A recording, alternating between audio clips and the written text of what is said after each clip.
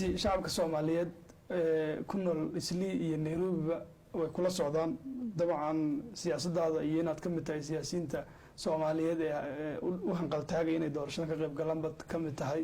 dadaalkaagii ahaa inaad kula socdaan oo dadka Soomaaliyeed aad had u jiidi doonto hal iyo labo horta hal cilada waxaa jirto ra'iislii Soomaalida ra'iislii haysto oo aan inta badan waqti la gelinin in la wacyigeliyo ama wax laga sheego ama wax laga dhaho midaas oo ah siyaasadda markay Kenya timaado annaga Soomaali ahaan amri lagaasa yana la dhaxgeliyaa laakiin se Soomaalida isku dan ma ah Soomaalida wadankan ku nool waxay u kala qaybsantaa saddex kuwa qaxootiga degan kuwa qaxooti oo meel ku xareysan oo sharci lahayn oo wadanka xuquuq aan ku lahayn badan oo loo ogol yahay in xariiweenkaas inay ku noolaadaan haddii meelahan imaanayaan dhuumashaal ku imaadaan ama fasax soo qaataan kuwaas waa kuwa qaybta labaad waa Soomaalida waqooyi bari degan Northeastern Wajeer Mandera iyo Gaarisa dadka degan waa iyo Isiolo iyo gobolkaas adiga NFD isku dhihi jiray dadka degan oo Soomaaliga ah qaybta saddexaad waa Soomaalida marka caasimadaha ku nool urban areas la yiraahdo magaalooyinka ku nool yihiin magaalooyinka marka waxay ka soo bilaabanayaan Vika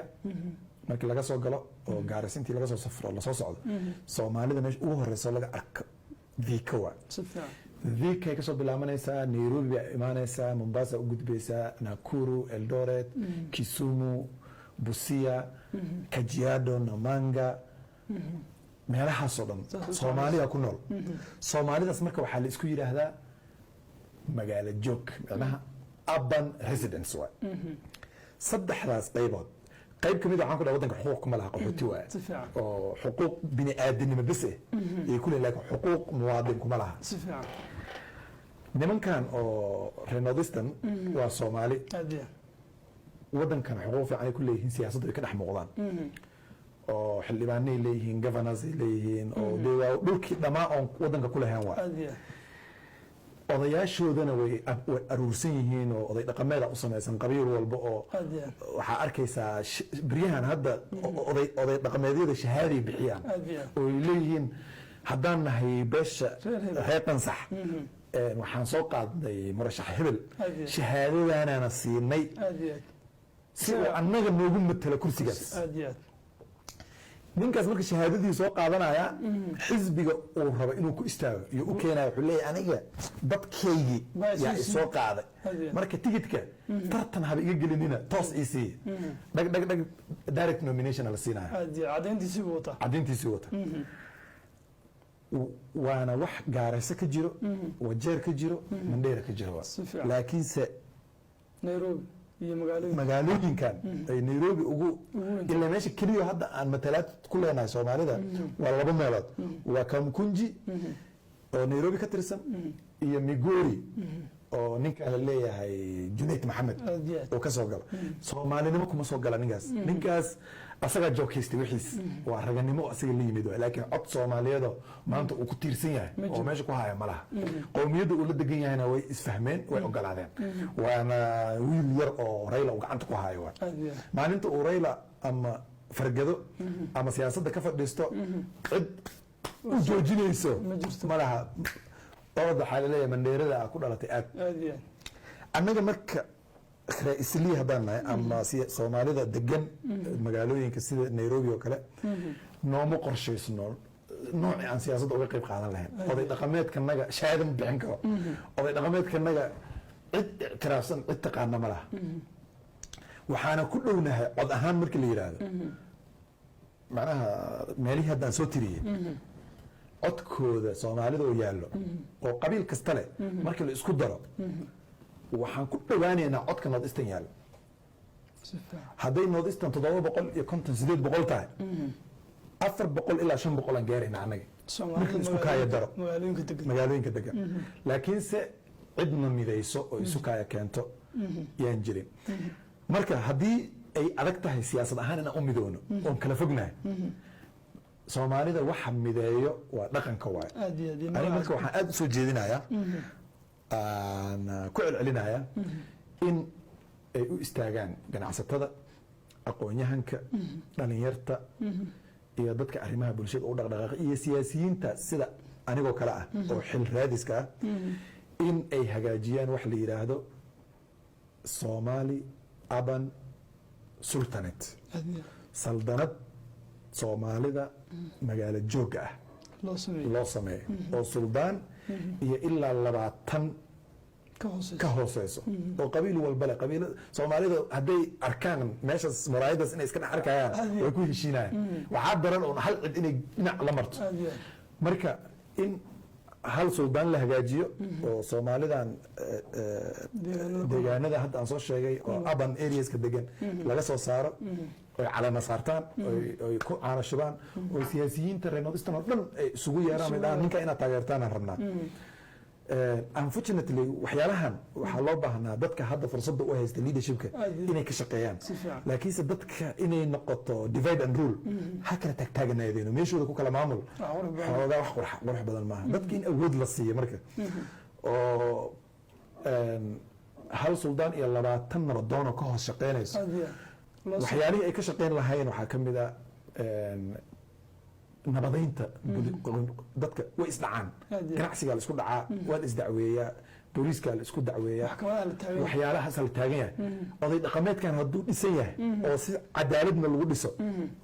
kiisaskaas dhan intaan booliiska gaarinbo asaa dhammayn lahaa. dowladdana biladay ku siin lahayd suldaankaas ilaan dhibka ayaga loo keeni lahaa yaa laga baajiyey moota lacagna waa la siin lahaa iyo funding, bilad sharaf iyo aqoonsina waa la siin lahaa. suldaanka ama nabadoonka Gaarisa ama Mandera ama Wajeer markii xilliga doorashada la gaaro sida codka loo weydiisto oo madaxweynaha uu State House ugu casuumina waa nogula casuumi lahaa oo dad cadkooda soo goostaa noqon lahayd. Mombasa kuwa jooga waxaa daba ordi lahaa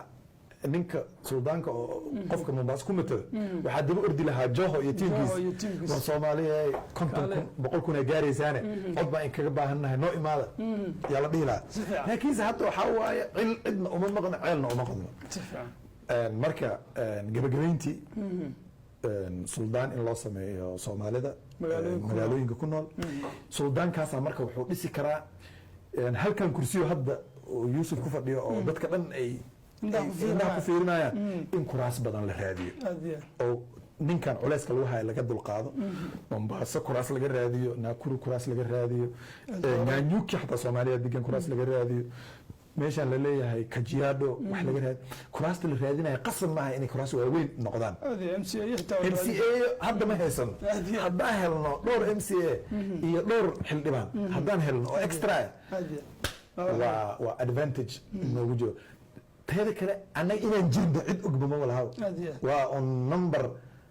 Northeastern numberka nagu badsado oo kaliya oo Soomaaliya ganacsiga ugu weyn Nairobi annaga bojo waa ganacsiga ugu weyn Nairobi waxaa ahay wiil Muqdisho ka yimid, wiil Hargeysa ka yimid, wiil Boosaaso ka yimid, wiil Galbehaare ka yimid. ganacsiga ugu waaweyn nin la sacaanood ka yimid yaa haayo. Gaarisana waxba kuma hayaan Nairobi, Wajeerna waxba kuma hayaan, Mandera waxba kuma hayaan.